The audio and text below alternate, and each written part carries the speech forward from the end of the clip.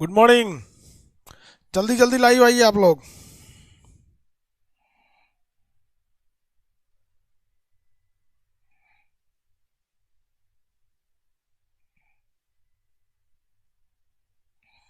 आ गए लोग। कल कुछ दिए थे आप लोग को याद करने के लिए।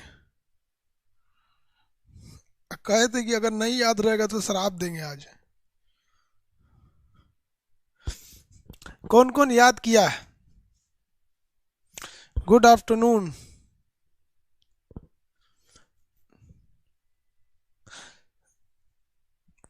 यूट्यूब वाला वीडियो देख रहे हैं? यूट्यूब पे भी डाल दिए यार। जब तक अब एग्जाम आ गया तो थोड़ा सा आदमी यूट्यूब पे कम ध्यान देता है। लड़कों को, आप लोग को एग्जाम में आदमी बिजी रहता है। रात को 1 बजे हम लोग लाइव थे लोग। ठीक है, आज भी रहना है ना। लिखे हैं कि नहीं लिखे हैं? You can ask. Okay, you में आस्क होता है। देखिए, कैन जो होता है ना, कैन इंग्लिश में आप पढ़े होंगे। कैन का यूज वहां किया जाता है जब आप किसी को ऑर्डर दे रहे हो या अपने से छोटे से बात कर रहे हैं। मे का यूज वहां होता है जहां आप रिक्वेस्ट कर रहे हो या फिर आप अपने से बड़े से बात कर रहे हो।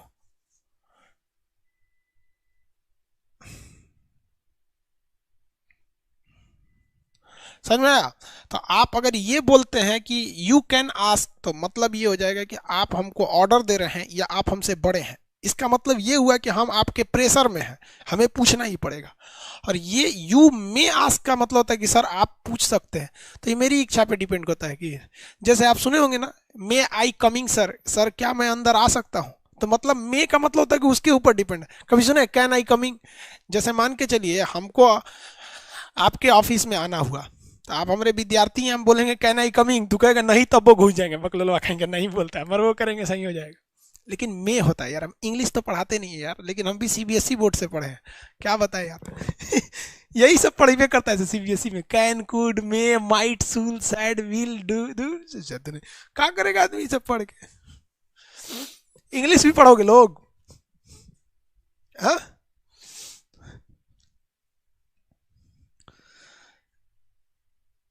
इंग्लिश पढ़ा दीजिए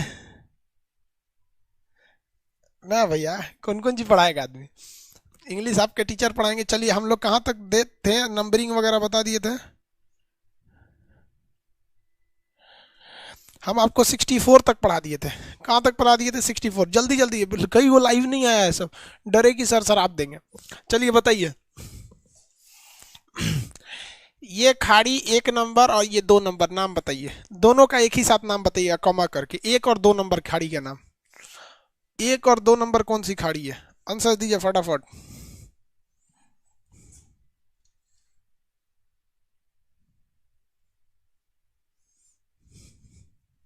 हाँ, अलास्का की खाड़ी और कैलिफोर्निया की खाड़ी। Very good. एगो लड़का लिख दिए एसी। हम समझ गए भैया, अलास्का बोल रहा है और कैलिफोर्निया कर रहा है। हम, आप बस इशारा कर दीजिएगा, हम समझ जाएंगे। आप एक कदम बढ़ाओ हमारी ओर, हम दौड़ के चले आएंगे। 3 और 4 बताइए। यहाँ 3 और 4 नंबर, 2 खाड़ियों के नाम बताएंगे। 3 और 4, 3 और 4 नंबर पे बता दीजिए। हाँ, तस्मान सागर, मेलानेसियन सागर। तस्मान सागर और मेलानेसियन सागर, वेरी गुड। 3 4, तस्मान सागर और मेलानेसियन सागर। 5 और 6 कितने लोग बता सकते हैं? 5 और 6, 5 और 6 कितने लोग बता सकते हैं? 5 और 6।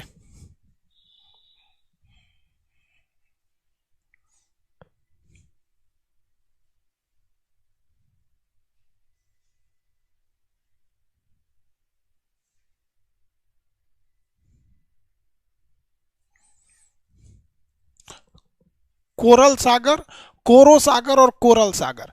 कोरो सागर और कोरल सागर। कोरो सागर और कोरल सागर। 7 और 8 बता दीजिए। 7 और 8 बता दीजिए। 7 और 8। 7 और 8। 7 8।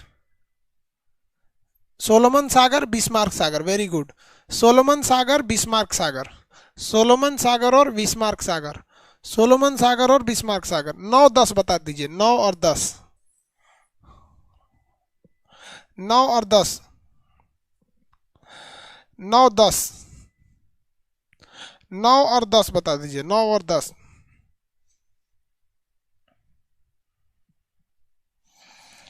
9-10। Very good. आराफुरा सागर, बांडा सागर। आराफुरा सागर और बांडा सागर। आराफुरा सागर और बांडा सागर। आराफुरा सागर और बांडा सागर। ठीक है, 9-10 क्या है? आराफुरा सागर और बांडा सागर। 11 और 12 बता दीजिए। 11-12। 11 और 12। 11 और 12। 11-12। 11 और 12 बताएंगे। हाँ, 11-12। सेल्विस सागर और जावा सागर। सेल्विस सागर और जावा सागर। सेल्विस सागर और जावा सागर। सेलेबिस सागर और जावा सागर। Very good. सेलेबिस सागर और जावा सागर। चलिए, तो 13-14 बता दीजिए। तो 13 और 14 बता दीजिए। 13 और 14। 13 और 14 बता दीजिए। 13 और 14 फटाफट। देखिए, आज लड़के भाग गया, सब जान रहा था तो सर आप देंगे सर।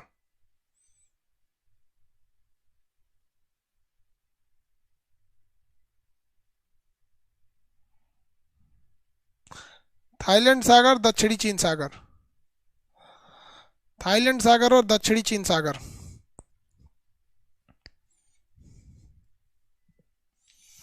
थाईलैंड सागर और दक्षिणी चीन सागर।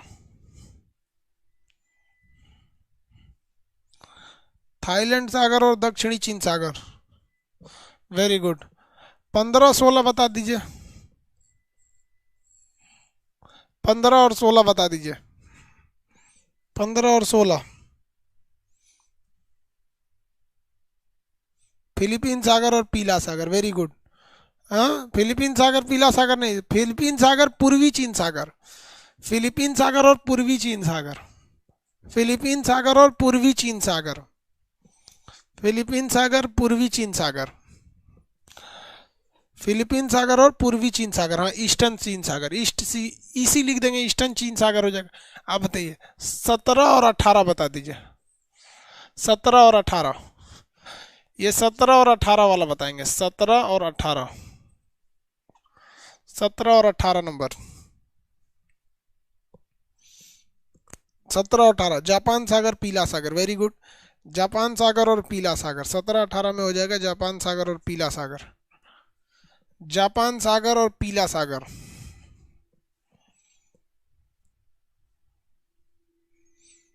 जापान सागर और पीला सागर।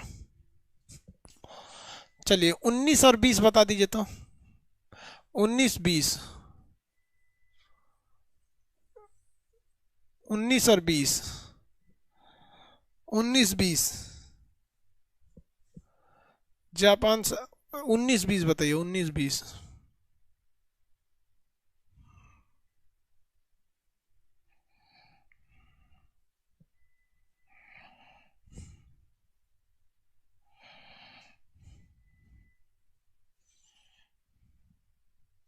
ओखोटस सागर, बेरिंग सागर। ओखोटस सागर और बेरिंग सागर।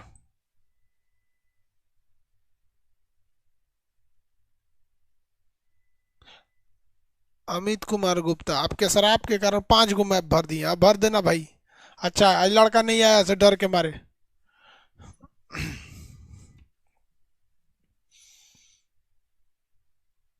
ओखोटस सागर और बेरिंग सागर। हो गया ना? इधर में 21 और 22। 21-22 बताइए। 21-22। 21 और 22।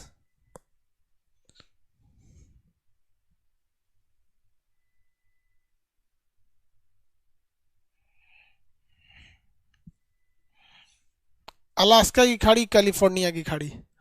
अलास्का की खाड़ी और कैलिफोर्निया की खाड़ी। चलिए, अब हम लोग कहाँ स्टार्ट करते हैं लोग? आर्कटिक महासागर के सीमांत सागर पे। आर्कटिक महासागर के सीमांत सागर में। चलिए देखिए ध्यान से, इसमें दो दो करके इसका ग्रुप याद करेंगे हम लोग। कितना करके? दो दो करके इसका ग्रुप याद करेंगे। रास सागर और डेविस सागर। देखिए यहाँ पर है रास सागर और यहाँ पर है डेविस सागर। आप अपना नक्शा खोलेंगे पूरी दुनिया का, पूरी दुनिया का नक्शा कितने नंबर पेज पे है? जितने पेज पे होगा पूरा दुनिया का नक्शा फटाफट खोल दीजिए। पहले पहले सब लोग नक्शा खोल लीजिए। फिर सागर बता दिए, अब जल संधि बता देंगे। जल संधि बता के फिर नहर बता देंगे। नहर बता के फिर नदियां बताएंगे। नदियां बताने के बाद झरना बताएंगे। झरना बता के उसके बाद आपको झील बताएंगे, पानी से रिलेटेड चीजें। स्टैटिक जीके इससे क्वेश्चन पूछेगा बाबू। स्टैटिक जीके में इससे क्वेश्चन पूछेगा। स्टैटिक जीके में यहीं से क्वेश्चन पूछेगा। पेज नंबर कितने पे है? जितने पे भी होगा भैया आप लोग बनाएंगे। जितने नंबर पेज पे होगा आप बनाएंगे। पेज नंबर खोलिए।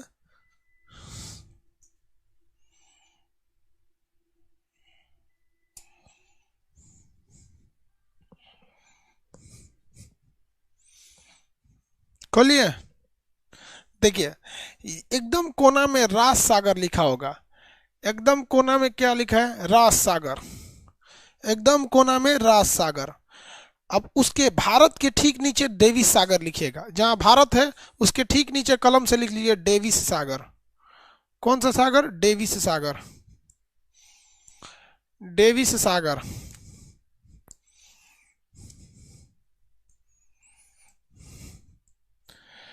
डेविस सागर।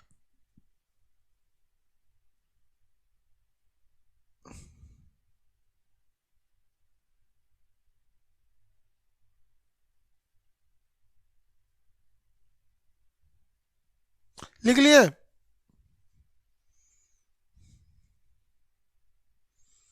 कौन सा सागर? डेविस सागर। हो गया डेविस सागर।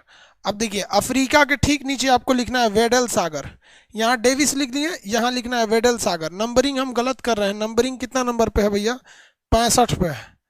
65 पे रास सागर, 66 में डेविस सागर और 67 पे आपका वेडल सागर। कौन सा सागर? वेडल सागर। अफ्रीका के ठीक नीचे लिखना है वेडल सागर। कलम से लिख लीजिए वेडल सागर। वेडल सागर कलम से लिख लीजिए वेडल सागर। और जहां धंस गया है यहाँ पर अटलांटिक के नीचे, वहां एस्कार्सिया सागर। जहां पे धंस गया है वहां पे क्या लिखना है? एस्कार्सिया सागर।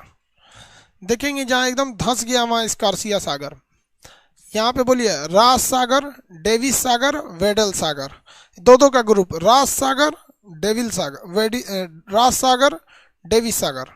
यहाँ पर वेडल सागर, एस्कार्सिया सागर लिखा हुआ है।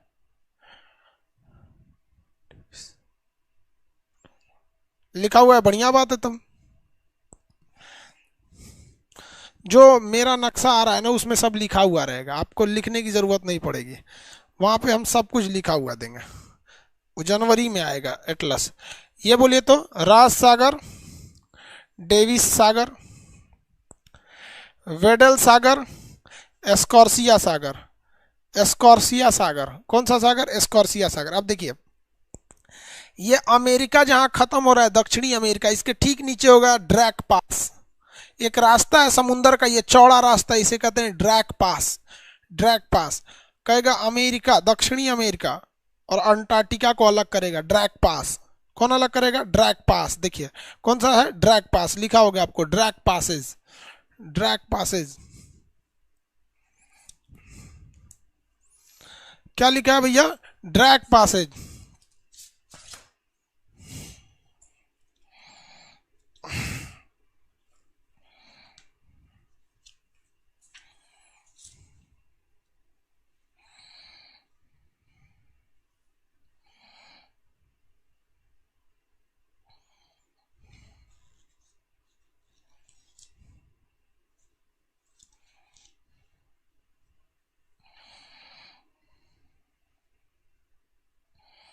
ड्रैक पासेज लिख दिया।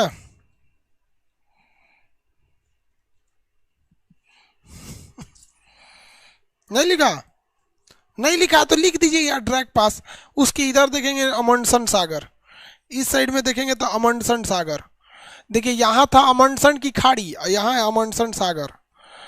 यहाँ अमंडसन की खाड़ी सागर है, वहां था अमंडसन की खाड़ी, तो अमंडसन सागर, टोटल 70 सागर। कितने सागर देखे? 70 सागर। अभी मत कहिएगा 7 समुंदर पार में तेरे पीछे पीछे आ गई, तो लड़की क्या बोलेगी? 7 समुंदर पार में तेरे पीछे पीछे आ गई। लड़का कहेगा 70 समुंदर पार में तेरे पीछे पीछे आ गया। जो ये बताता है कि लड़का भी खचरा होता है। समझ में आ गया कि नहीं आ गया? 70 समुंदर, लड़की क्या बोलेगी? 7 समुंदर, लड़का बोलेगा 70 समुंदर। किसी को कोई दिक्कत? 70 समुंदर, दो दो के ग्रुप बोलिए। राज सागर, डेविस सागर, वेडल सागर, एस्कॉर्सिया सागर, ड्रैक पास, अमुंडसन सागर, ड्रैक पास, अमुंडसन सागर, ड्रैक पास के बाद अमुंडसन सागर, ड्रैक पास के बाद अमुंडसन सागर। याद रहेगा?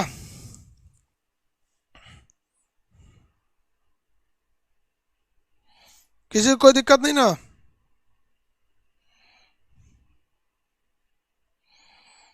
किसी को दिक्कत है तो बोलिए।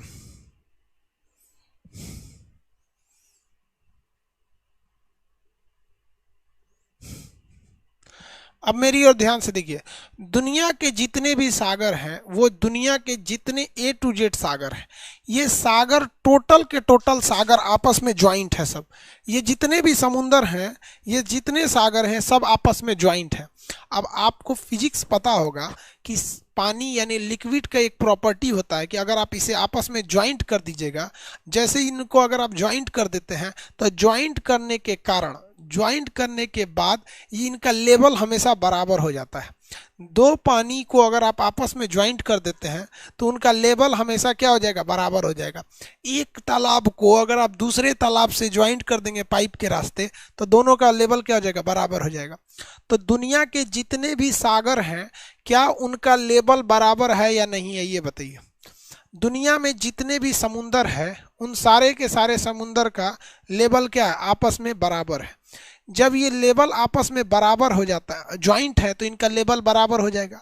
इसीलिए दुनिया में किसी भी चीज की ऊंचाई नापनी है, तो आप कहाँ से नापते हैं? समुंदर तल से। जैसे अगर आपको हिमालय की ऊंचाई नापना है, तो बिहार से नापिएगा, तो बिहार ऑलरेडी समुंदर से 55 मीटर ऊंचा है, तो कुछ और आएगा।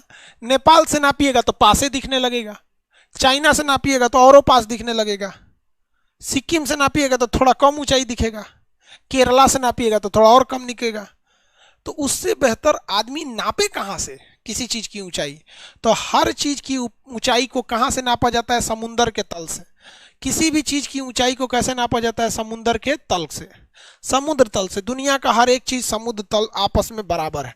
जैसे यहां देखिए, मान के चलिए ये समुद्र है, ये समुद्र है, तो समुद्र का तल लेवल समान रहता है। ठीक है। अब यहाँ से जमीन कहीं ऊंची है, कहीं नीची है, इसे कहीं पे पहाड़ है, कहीं इधर भी लोग रहते हैं, ऐसे। तो उससे बेहतर है कि भैया ये दुनिया में कोई भी चीज को नापना है तो समुद्र के लेवल से नापिए। ये समुद्र का लेवल है। अब इसकी ऊंचाई नापनी है, तो आप कहां से नापेंगे? समुद्र तल से नापेंगे। अब इसकी भी ऊंचाई नापनी है, तो कहां से नापिएगा? समुद्र तल से नापिएगा। इसकी ऊंचाई नापनी है, तो इसको भी समुद्र तल से नापिएगा। किसी भी चीज की ऊंचाई समुद्र तल से नापी जाती है। रेलवे स्टेशन पे देखिएगा तो ऊंचाई लिखी रहती है समुद्र तल से ऊंचाई। क्या लिखी रहती है? समुद्र तल से ऊंचाई। आप रेलवे स्टेशन पे जाइएगा, ये ड्राइवर के लिए लिखा रहता है कि रेलवे स्टेशन पे ऊंचाई यानी ग्रेडियंट लिखा रहता है, ताकि ड्राइवर को जब लग जाता है कि नहीं समुद्र तल से ऊंचाई ज्यादा है, तो वो ब्रेक पेडल पे ज्यादा ध्यान देता है और पहियों के पास वो सैंड गिराता है, बालू। आप रेलवे का एक वो बोर्ड वीडियो बनाए हुए हैं, आप उसमें जाके देखेंगे तो रेलवे का हम सारा इंजन के बारे में बताए हैं कि इंजन में कैसे कैसे क्या काम करता है। तो उसमें आप देखेंगे तो बालू गिरा के चलता है, वरना स्लिप कर जाएगा। तो आप में ये तो समझ में आ गया आप लोगों को कि भाई साहब जो भी चीजें होती है वो समुद्र तल से ऊंचाई क्यों नापी जाती है। किसी को इसमें दिक्कत है तो बोलिए। अरे एवरेस्ट की न्यू हाइट 8,848.8 हो गया है। समुद्र तल से नापा जाता है। किसी को दिक्कत है तो बोलिए। इतना समझ में आ गया कि किसी भी चीज की हाइट कहां से नापी जाती है? तो समुद्र तल से नापी जाती है। समुद्र तल से ही क्यों नापी जाती है? Concept clear?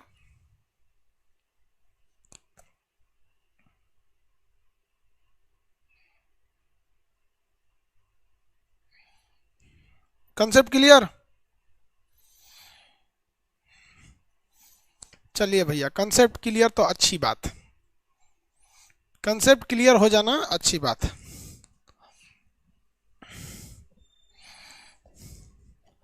हम आपसे अगर पूछते हैं कि अगर कोई सागर है जो आपस में जुड़ा नहीं है तो क्या आप उसे सागर कहिएगा?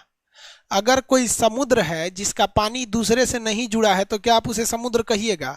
नहीं कहिएगा, क्योंकि समुद्र की पहली परिभाषा है कि भैया वो आपस में क्या रहना चाहिए?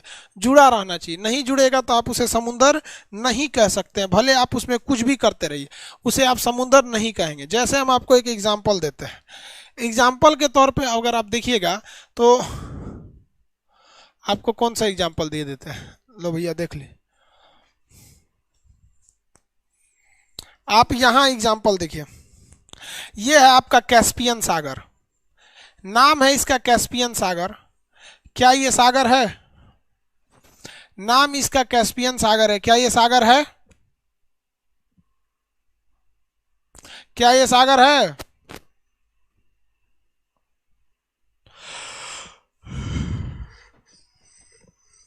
सागर नहीं है, ये काला सागर है। क्या काला सागर सागर है?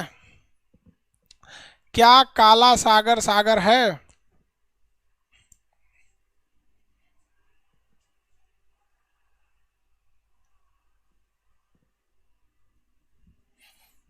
अरे है रे भैया, है, क्योंकि ये मरमरा सागर से जुड़ा है, और मरमरा सागर इजियन सागर से जुड़ा है, इजियन सागर एड्रियाटिक सागर से जुड़ा है, एड्रियाटिक सागर भूमध्य सागर से जुड़ा है, भूमध्य सागर अटलांटिक से जुड़ा है, अटलांटिक बिस्किक खाड़ी से जुड़ा है, ये इंग्लिश चैनल से जुड़ा है, ये आयरिश सागर से जुड़ा है, ये उत्तर सागर से जुड़ा है, ये इससे जुड़ा हुआ, ये सब जुड़े हैं सब आपस में। काला सागर सागर है। नहीं, तुमको यकीन नहीं है, कोई बात नहीं, कलयुग है कलयुग, तुम लोग को यकीन नहीं है, दिखा दे। कलयुगी मानव लोग सबको दिखाते हैं। देखो, यही है काला सागर तुर्की के पास का, और ये है मरमरा सागर। आपको बताए थे कौन सी ऐसी जल संधि है छोटी सी जो काला सागर और मरमरा सागर को जोड़ देती है? काला सागर और मरमरा सागर को जोड़ने वाली जल संधि बताइए। वेरी गुड, मनीष कुमार, वास्पोरस जल संधि। मनीष कुमार जी, वास्पोरस जल संधि, वेरी गुड। अमित यादव, किसान, इंडिया फर्स्ट, रागिनी, धीरज, सुमित कुमार, चंदन, सब लोग का सही है, वास्पोरस जल संधि है, वास्पोरस। आप में से कितने लोग बता सकते हैं कि तुर्की एवं इजराइल एवं जॉर्डन की सीमा पर स्थित मृत सागर क्या सागर है? क्या मृत सागर सागर है? क्या मृत सागर सागर है?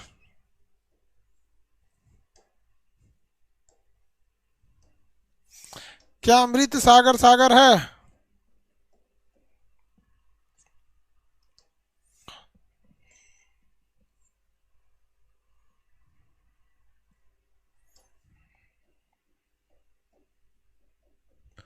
मृत सागर सागर है?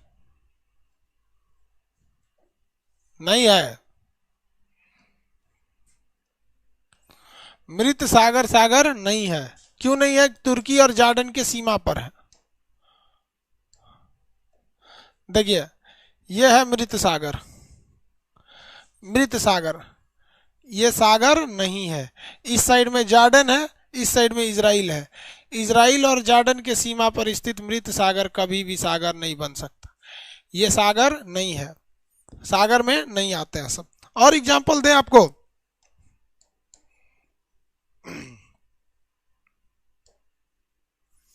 और एग्जांपल दे देते हैं। देखिए,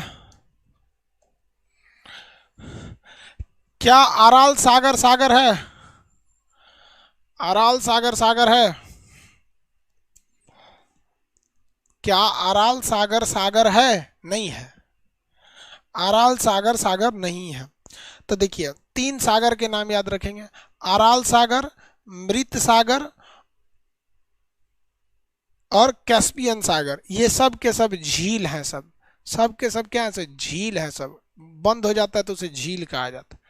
बंद हो जाता है तो उसे क्या कहा जाता है? झील कहा जाएगा, झील। किसी को दिक्कत?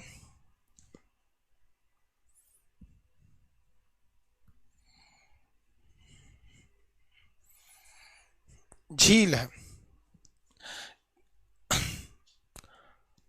चलिए, इन सागरों में कुछ विशेषता समझिए।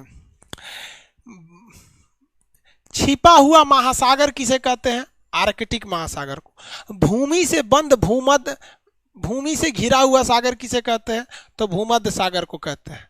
भूमि से घिरा हुआ सागर किसे कहते हैं? भूमध्य सागर को कहते हैं।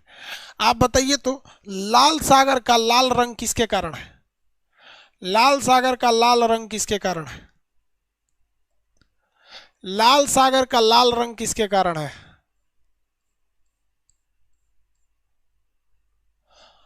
लाल सागर का लाल रंग किसके कारण है?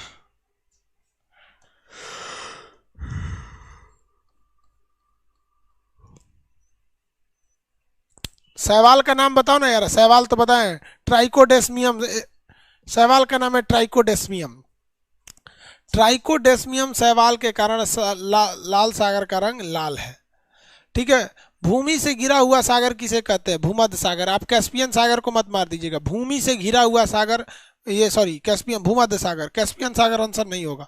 भूमि से घिरा हुआ सागर भूमध्य सागर है। इसको लिखते चलिएगा, आपका सागर का जो लिस्ट है वहां लिख दीजिएगा। सारगैसो सागर में क्या है? तट विहीन, तट विहीन, इसके पास तट नहीं है, तट विहीन है। सारगैसो में क्या लिखेंगे? तट विहीन है, इसमें कोई भी तट नहीं है, तट विहीन सागर है, तट विहीन सागर है। और भूमध्य सागर में क्या लिखेंगे? भूमि से घिरा हुआ सागर। लाल सागर में शैवाल के कारण ट्राइकोडेस्मियम, ट्राइकोडेस्मियम,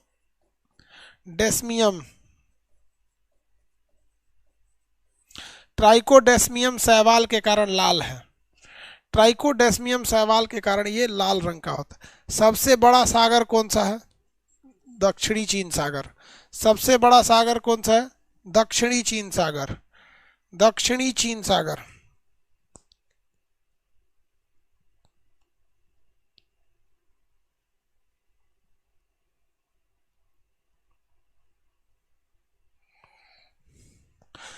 कह रहे हैं कि सर झील है तो खारा क्यों नहीं होता है? खारा होता है भाई, खारा होता है ये।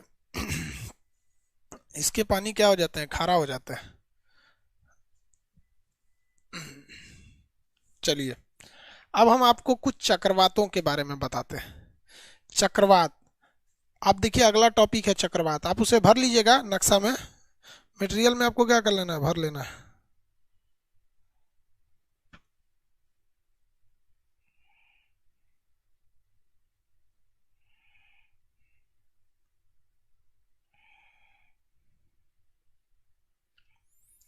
भर सकते हैं ना?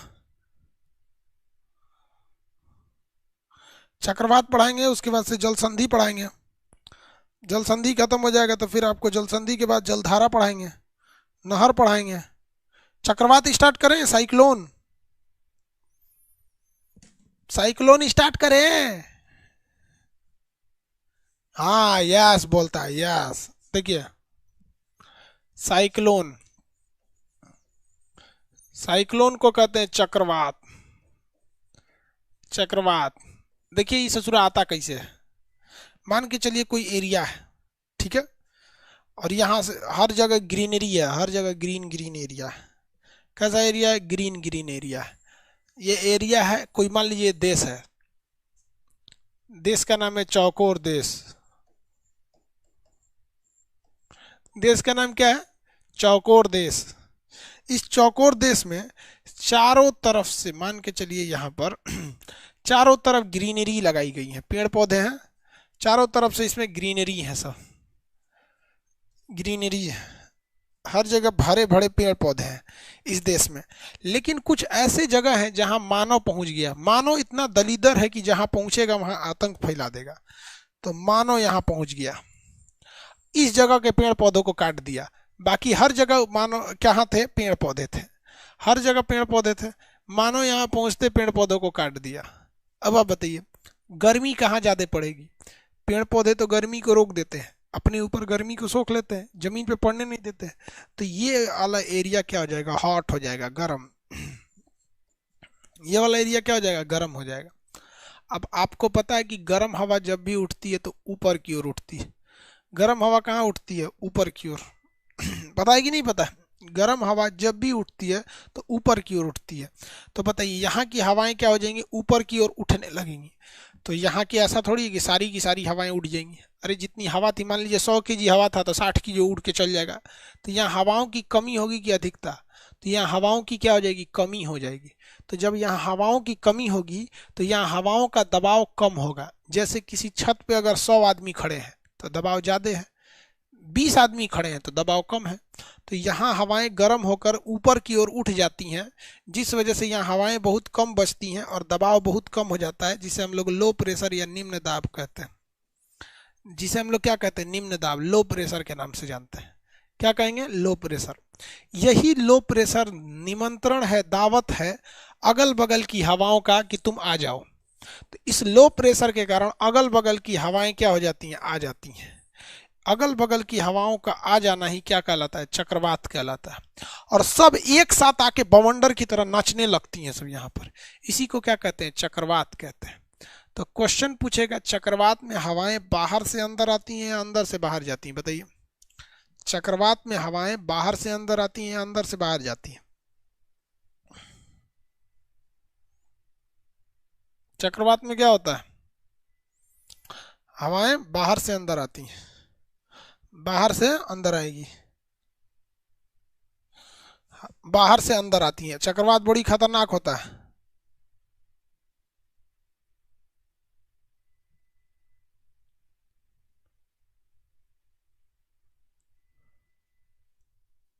आउट टू इनसाइड, हाँ ठीक है।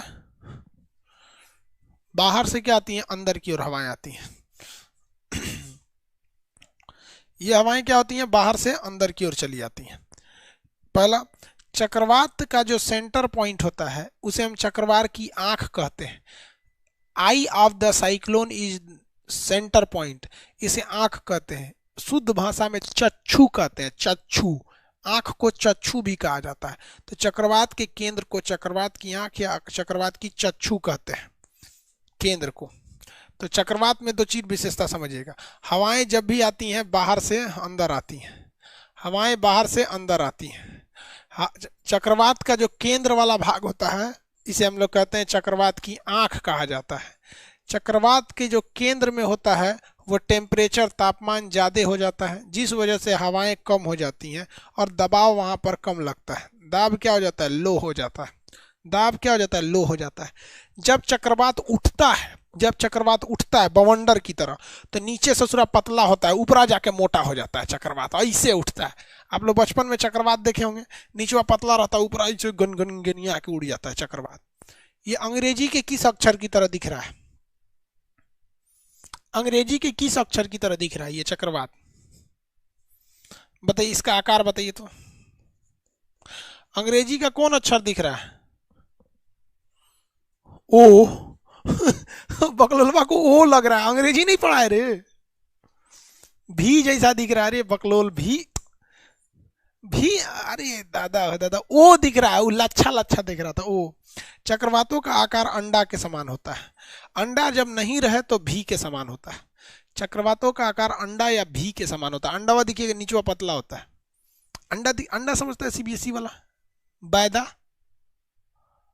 बैदा बोला जाता है अंडा को महाराष्ट्र में। मराठी लोग महाराष्ट्र को बैदा बोलते हैं अंडा को। एग, एग, इसका आकार ये होता है। अब चक्रवात को नापने वाला मशीन कौन सा होता है, स्केल, किस स्केल से इसको नापा जाता है, तो चक्रवात को नापने वाले स्केल को कहते हैं टी स्केल। टी स्केल कौन सी मशीन से नापते हैं, टी स्केल से नापते हैं। चक्रवातों को नापने वाली मशीन को हम टी स्केल कहते हैं। चक्रवातों को नापने वाली मशीन को हम टी स्केल कहते हैं। चक्रवातों को नापने वाली मशीन को हम क्या कहते हैं, टी स्केल कहते हैं। क्या कहेंगे, टी स्केल कहेंगे। हवाएं कहां से आती हैं, बाहर से अंदर की ओर आती हैं। सर पहले मुर्गी आई थी कि पहले अंडा, बायोलॉजी में बताए थे, म्यूटेशन में जब दरोगा वाला बैच पढ़ाए थे तो पहले मुर्गी की पहले अंडा, म्यूटेशन से मुर्गी बन गई थी, उसके बाद अंडा। ठीक है, डायरेक्ट अंडा नहीं आया था, म्यूटेशन से क्या हो गया था, मुर्गी बन गए थे। जैसे कोरोना डायरेक्ट थोड़ी आया था, धीरे धीरे धीरे धीरे अपना रूप चेंज किया। पहले चमगादड़ में था, थोड़ा सा रूप चेंज किया, थोड़ा रूप चेंज किया, फिर आदमी में आ गया। वैसे ही मुर्गी पहले नहीं थी, मुर्गी पहले जानवर में थे सब, धीरे धीरे रूप चेंज हुआ, होते होते होते होते एक मुर्गी का सूप हो गया। इसमें होने में कई लाख साल लगे थे। चलो भैया, ये तो समझ में आ गया। अब चक्रवात जो होते हैं, ये चक्रवात दोनों गोलार्ध में उत्पन्न होते हैं। कहाँ उत्पन्न होते हैं? दोनों गोलार्ध में उत्पन्न होते हैं, दोनों गोलार्ध में उत्पन्न होंगे।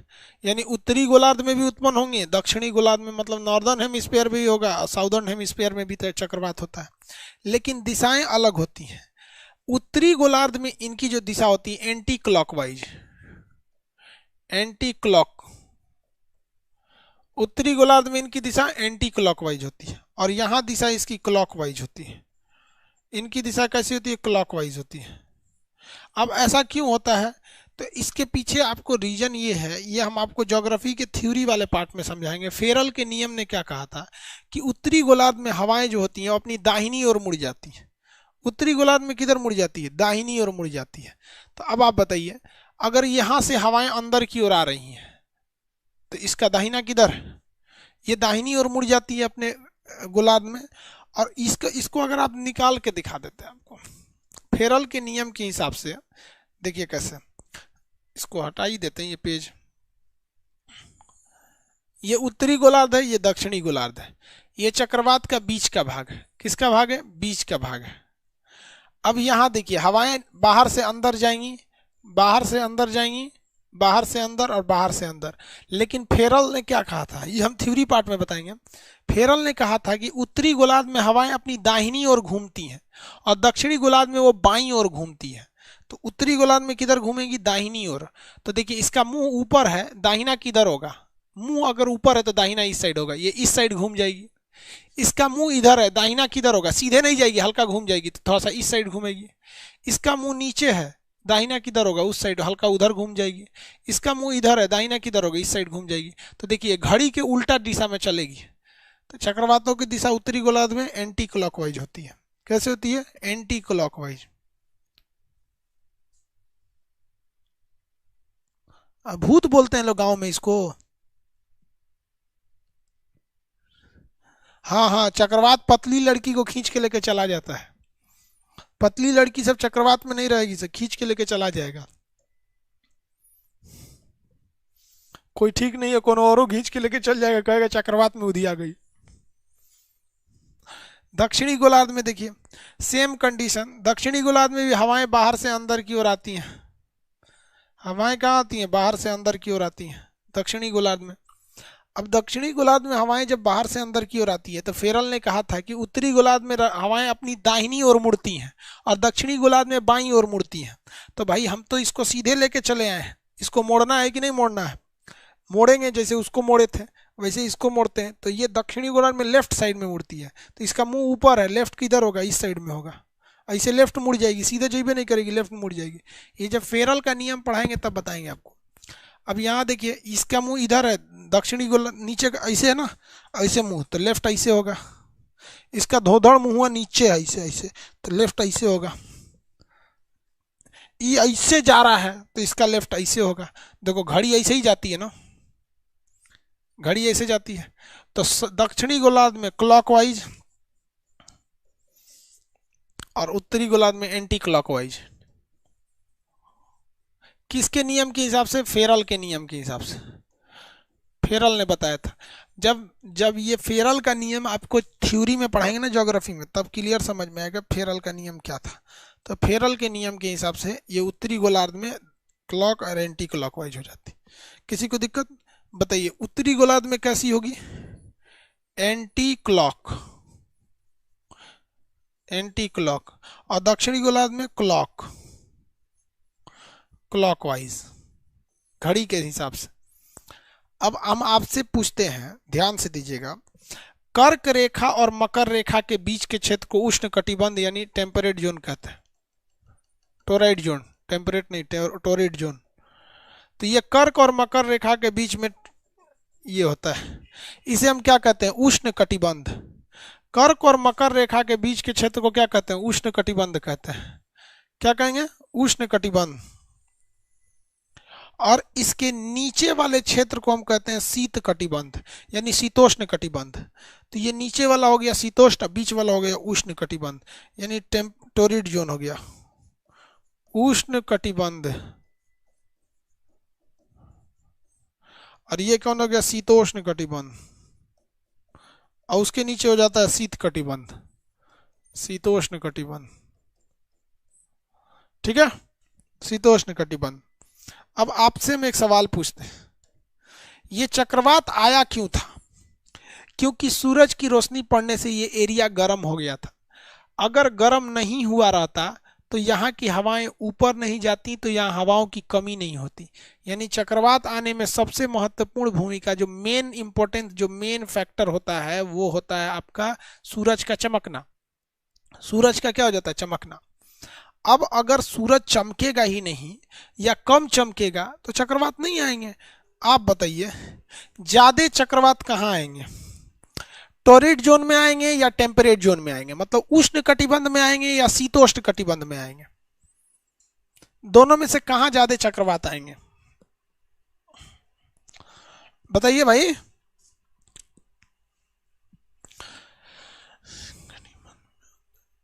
किस में ज्यादा आएंगे? उष्ण कटिबंध में। Very good. टॉरिड जोन में, उष्ण कटिबंध में आते हैं। क्यों? या उष्ण कटिबंध में सूरज ज्यादा चमकता है, इन्हीं दोनों के बीच में तो सूरज ही चमकता है सीधा, उसके बाद तो तिरछा चमकता है। तो उष्ण कटिबंध में चक्रवात ज्यादा आते हैं और ये बहुत भीषण खतरनाक होते हैं सब, क्योंकि गर्म हो जाता है, हवाएं गर्मी के दिन में धधक के उड़ जाता है, चक्रवात आते रहते हैं। शीतोष्ण कटिबंध में भी चक्रवात आते हैं, बट वह बहुत ही कमजोर होते हैं। बहुत ही क्या होते हैं? कमजोर होते हैं। क्वेश्चन आएगा कि कौन से चक्रवात खतरनाक होते हैं। क्वेश्चन पूछेगा चक्रवात में खतरनाक चक्रवात कौन होता है, तो खतरनाक चक्रवात में आंसर क्या देंगे? बताइए तो, खतरनाक कौन सा होता है? कौन सा चक्रवात खतरनाक होगा? तो उष्ण कटिबंध वाला, उष्ण कटिबंध। ये वाला चक्रवात जो होता है ज्यादा पावरफुल होता है शीतोष्ण चक्रवात से, शीतोष्ण चक्रवात से। ठीक है, देखते हैं आप लोग भूगोल को पढ़ पाते हैं या नहीं। कितने लोगों का माइंड तेज है, शार्प है, समझ के हिसाब से चलते हैं या नहीं चलते, अभी पता चल जाएगा। ये ऊपर वाला कटिबंध है फ्रिजिड जोन, जम जाता है, शीत कटिबंध।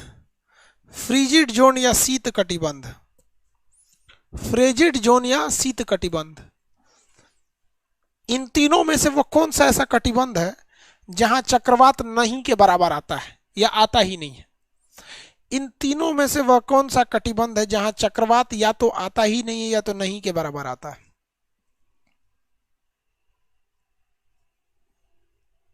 हाँ, शीत कटिबंध। Very good. फ्रिजिड जोन, अरे इसी का दो हिस्सा होता है, नीचे वाले को कहते हैं टुंड्रा, ऊपर वाले को कहते हैं टैगा। मतलब इस ठंडा में जहां एकदम भयानक ठंडा पड़ गया, यानी एकदम नीचे, तो उसे टुंड्रा कहते हैं, जहां कम ठंडा पड़ता है उसे टैगा कहते हैं। टुंड्रा और टैगा हो गया।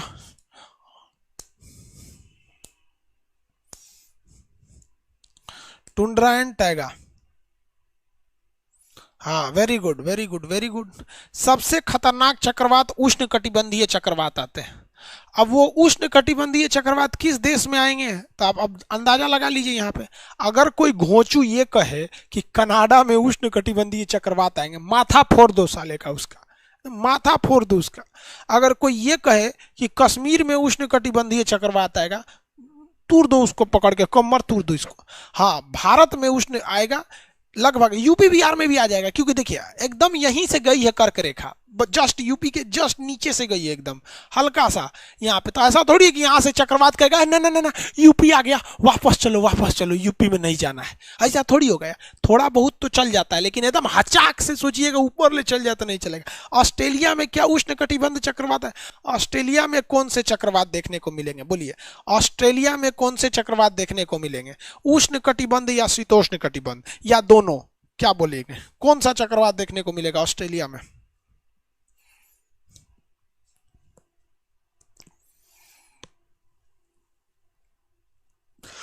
बोथ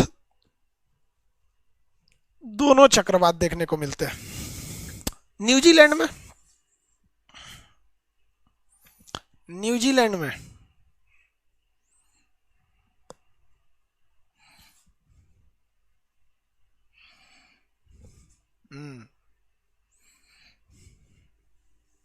शीतोष्ण चक्रवात, ठीक है। एक और चक्रवात है जो हम नहीं पढ़ाएंगे लेकिन आप उसे अनुभव करेंगे, वो सबसे खतरनाक चक्रवात है। वो आपके घर में तब आएगा जब आपकी शादी हो जाएगी। शादी होने के 2 साल बाद चक्रवात आएगा, वो उष्ण कटिबंधीय चक्रवात से भी खतरनाक होता है। तो भूगोल में 3 चक्रवात, उष्ण कटिबंधीय, शीतोष्ण कटिबंधीय, शीत चक्रवात अभी नहीं कहता है, लेकिन आपके जीवन में एगो चक्रवात आएगा। वो कब आएगा? शादी के बाद आएगा। उस ससुरा कभी क्लॉकवाइज घूमेगा, कभी एंटी क्लॉकवाइज घूमेगा। वो दोनों अलग अलग टाइप के चक्रवात होंगे और उसका पावर जो होगा उष्ण से भी खतरनाक होगा। समझ में आ रहा है कि नहीं आ रहा है? आप में से जो लोग शादीशुदा होंगे वो लोग देख चुके होंगे लोग ऐसे खतरनाक चक्रवातों को। समझ में आ गया? अभी एप्लीकेशन का टेस्टिंग चल रहा था तो मेरे एक मित्र आए थे, आए नहीं थे, उनको घर से भगा दी थी, भागो यहाँ से। सोचा फिर जाएगा उसको मनाएगा। समझ में? हमसे पूछ रहा है कि मनाने के लिए क्या ले ले। हम कह सोच रहे को लाठी उठी ले ले, तो कह रहा है कि उल्टे हमरे मारी हूँ। तो ऐसे ही चक्रवात की भी अनुभव आपको जल्दी होगी। भगवान करे जल्दी जल्दी नौकरी हो और आप लोग को ऐसे चक्रवात की अनुभूति हो। कब तक हम आपको किताबी नॉलेज देंगे यार, कुछ प्रैक्टिकली नॉलेज भी मिले आप लोग को चक्रवातों का। चलिए आगे चलते हैं।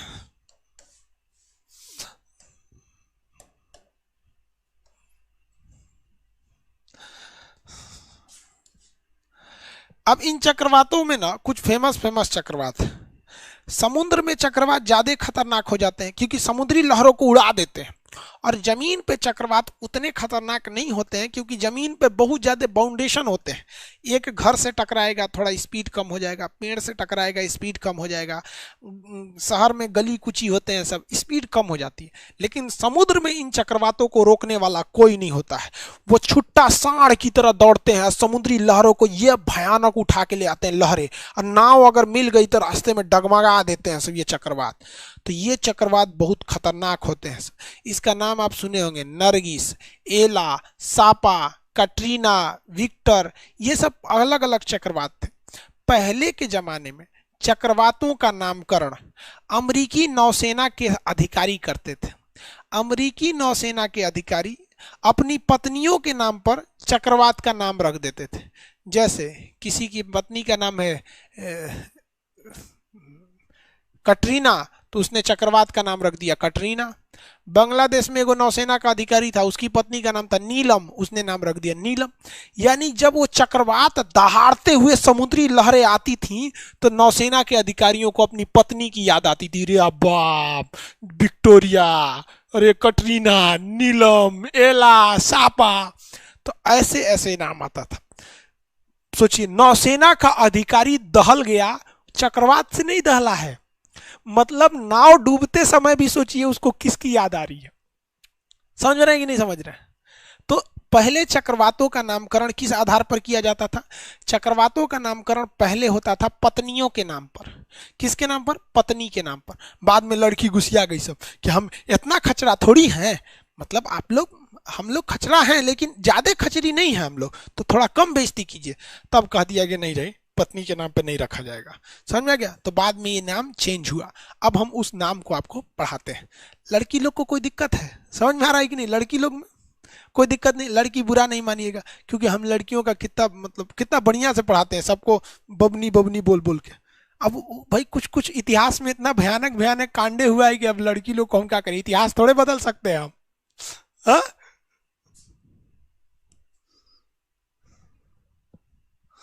हो गया निसर्ग, अरे बाप रे बाप।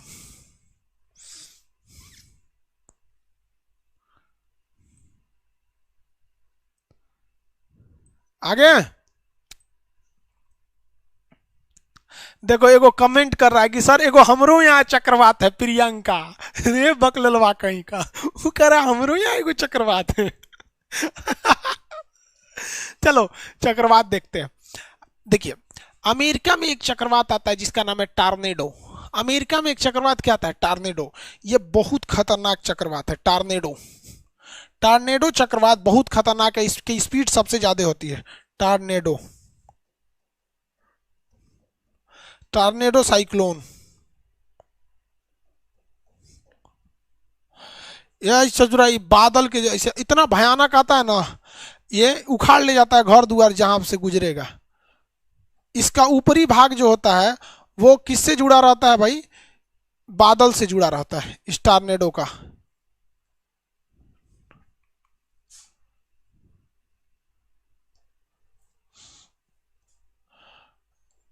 टॉर्नेडो इतना खतरनाक होता है, इसका आकार कीप के समान होता है। इसका आकार किसके समान होता है? कीप के जैसा होता है, कीप।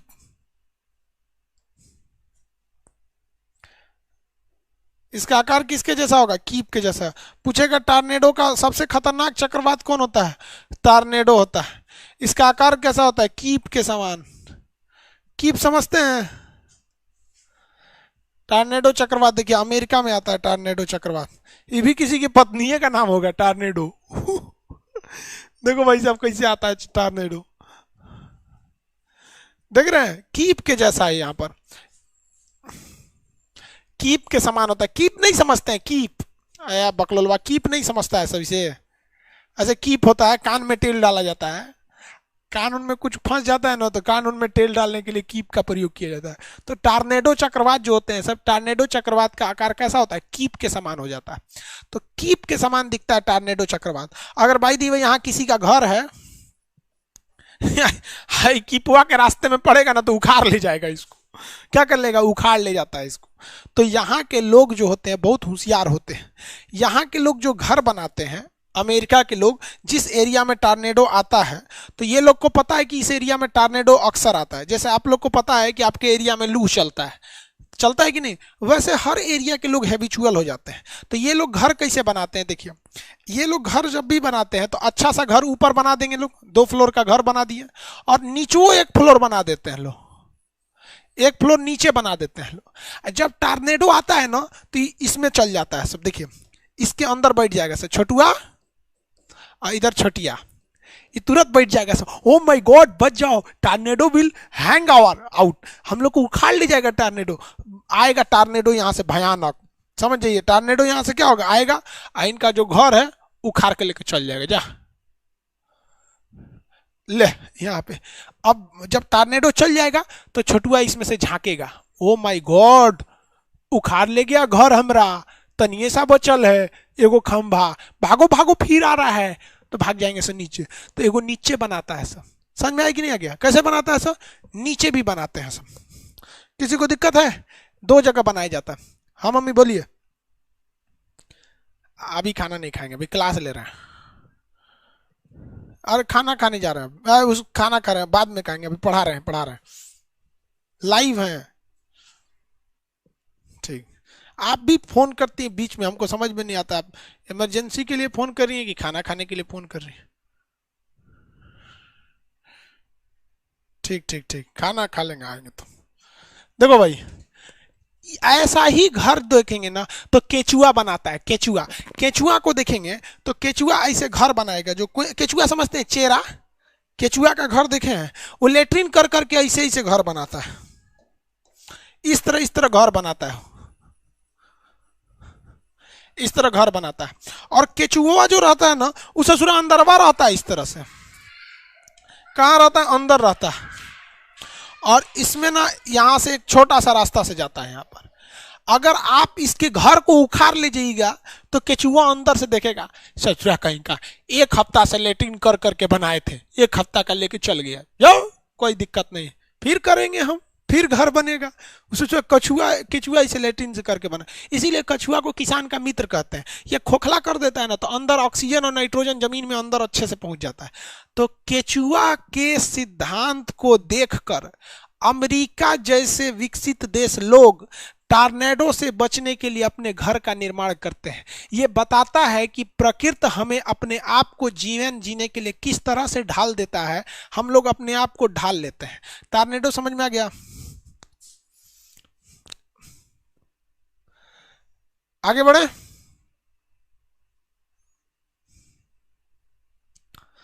किसी को कोई दिक्कत? मम्मी का फोन आ गया था बीच में।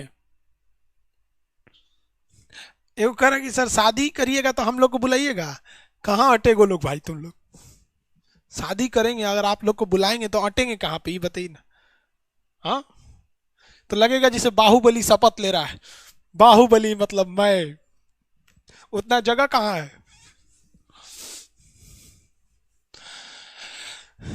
टॉर्नेडो समझ में आ गया। दूसरा आता है हरिकेन। दूसरा एक चीज और समझिएगा टॉर्नेडो में, टॉर्नेडो की एक और कैटेगरी होती है कि अगर ये टॉर्नेडो समुद्र पर आएगा, अगर ये टॉर्नेडो समुद्र में आएगा तो कोनो नाव को उलाट देगा। देखिए इस समुद्र में आया, तो जब कभी भी टॉर्नेडो समुद्र में आता है तो इसे हम लोग वाटर पिलर या जल स्तंभ कहते हैं। जल स्तंभ, क्या कहेंगे, जल स्तंभ कहते हैं। तो टॉर्नेडो जब कभी समुद्र के ऊपर से गुजरता है, और मान के चलिए यहाँ पे और कोई जहाज है इस तरह से, ये कोई जहाज है, तो मारेगा, फेंका जाएंगे, जहाजिया को फेंक देगा यहाँ से। किसी को कोई दिक्कत नहीं है, आगे बढ़े।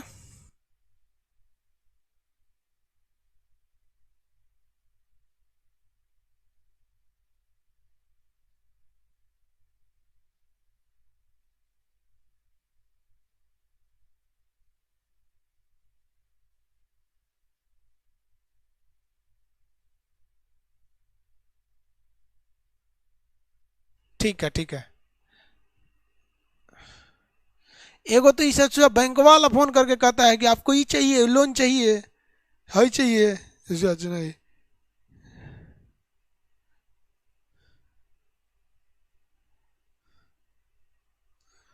जल स्तंभ समझ में आ गया।